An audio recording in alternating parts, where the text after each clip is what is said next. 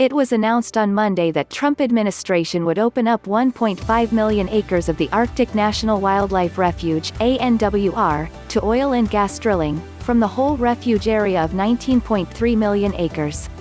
The administration promises that this decision will lead to more jobs and help further eradicating unemployment crises, but green groups and wildlife activists argued that this will be harmful to the animals inhabited there and would worsen environmental conditions.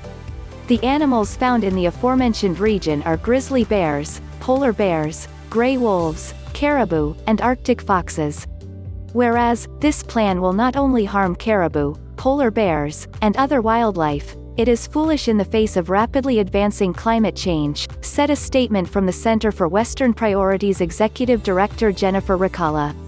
Oil companies will have to harden their infrastructure to withstand melting permafrost and rising seas, leading to an even greater impact. Essentially, Bernhardt is approving a plan. Reporters were told that, over the course of this oil and gas program, it could create thousands of new jobs and generate tens of billions of dollars, by the Interior Secretary David Bernhardt. We understand that Alaska has earned an almost mythological place in the minds of many Americans, they wrote in the Wall Street Journal.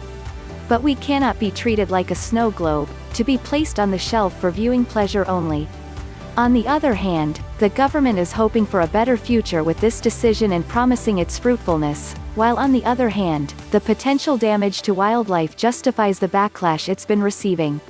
This statement was given by Lena Moffitt, the Sierra Club's senior director of its Our Wild America campaign. The Trump administration's so-called review process for their shameless sell-off of the Arctic Refuge has been a sham from the start.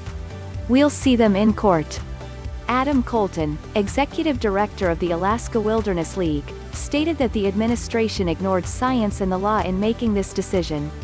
Kolton reportedly said, "Our climate is in crisis, oil prices have cratered, and major banks are pulling out of Arctic financing right and left.